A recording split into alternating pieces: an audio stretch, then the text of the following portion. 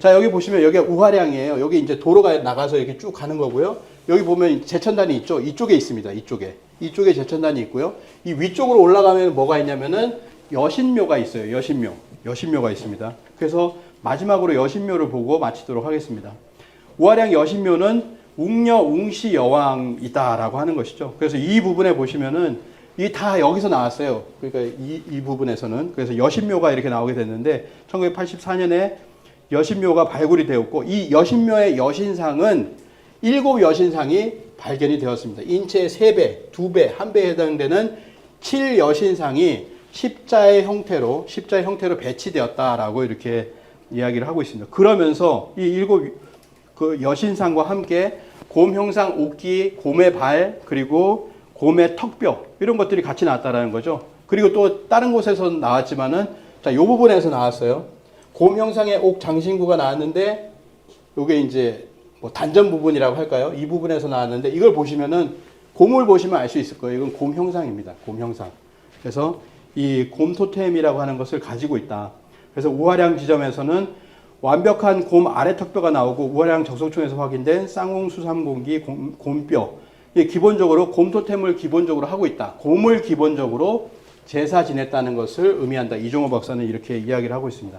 그러니까 이 곰과 곰 토템과 여신상, 이거를 갖다 얘기할 수 있는 문헌이 무엇이냐라고 하는 거죠. 그래서 이 여신상의 자세는 신교 원형 문화의 수행 모습을 잘 보여주고 있다. 우화량 박물관의 사진이에요. 그래서 자, 곰이 있고, 우화량 박물관에도 이제 곰이 있고, 그 다음에 여신이 수행을 하고 있는 모습인데, 자, 이걸 갖다가 문헌으로 엮어줄 수 있는 것은 곰토템 부족의 여성이 수행을 하고 있다. 그래서 인간 완성을 이루고 있다는 얘기는 삼국유사 고조선기와 환난고기에 기록이 되어 있습니다. 그 내용이 기록되어 있죠. 웅족과 호족이 환족에게 들어오기를 바라는 것이죠. 태백일사 신시본기를 보면 이때 웅족과 호족이 이웃하여 살았다.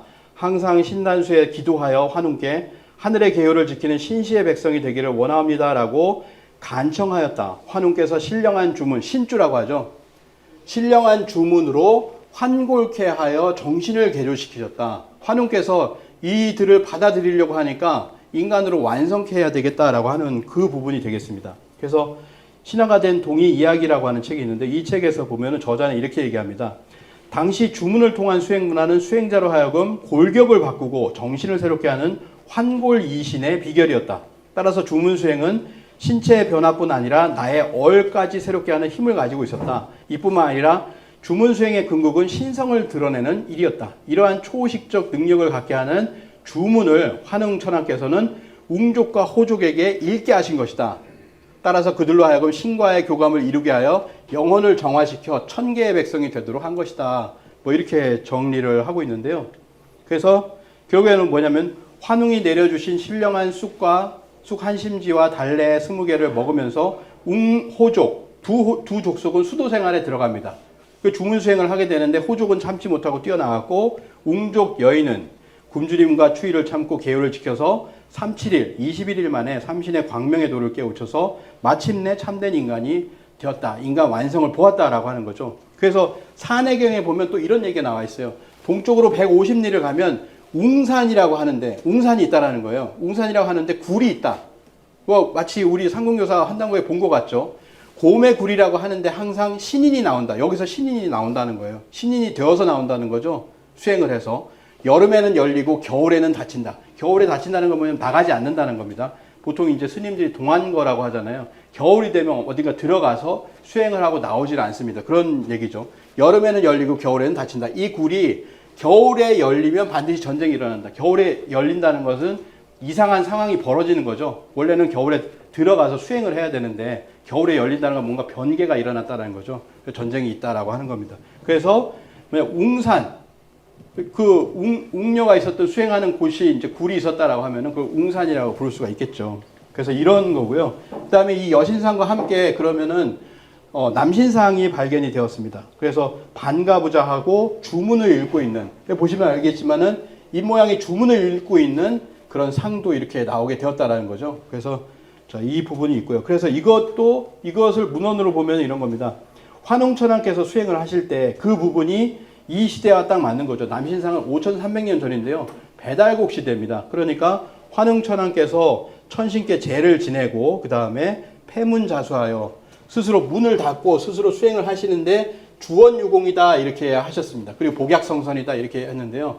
주문을 외웠다라는 거예요. 그래서 뭔가 공이 있기를 바랬다. 그 다음에 약을 먹어가지고 신선을 완성하였다라고 하는 거죠. 환웅천왕의 신선 수행 문화가 있었다라고 하는 겁니다. 환웅천왕의 신선 수행 문화. 그래서 결국엔 뭐냐면 삼국유사에도 보면 주원이라고 나오고 삼성기에도 보면은 주원이라고 나왔잖아요. 주문을 외는 수행을 통해 가지고 뭔가를 이뤄냈다, 목표를 이루어냈다라고 하는 겁니다.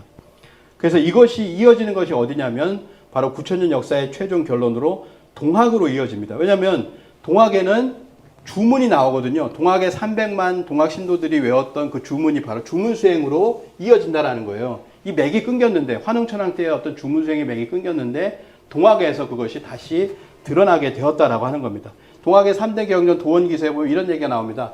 전하고자 하는 것, 동학이 전하고자 하는 것은 오직 21자의 시천주 주문뿐이었다라고 하는데 우리가 동학 얘기하면 인내천 뭐 알고 여러 가지 이제 알지만은 시천주라는 주문 자체를 모르고 있어요. 동학이라고 하는 것은 이 주문을 전하는 것뿐이었다라고 얘기하는데도 모르고 있다라는 거죠. 그래서 이 천부경과 동학이라고 이창구 박사님의 책을 보면 핵심이 뭐냐면 환웅에서 수훈으로 이어진다라는 겁니다.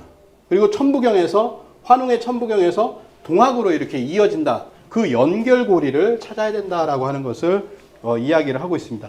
도올 선생도 이렇게 이야기를 합니다. 웅녀가 천자와 환웅 천자와 결혼할 수 있는 인식을 가진 모든 커뮤니티가 신시다.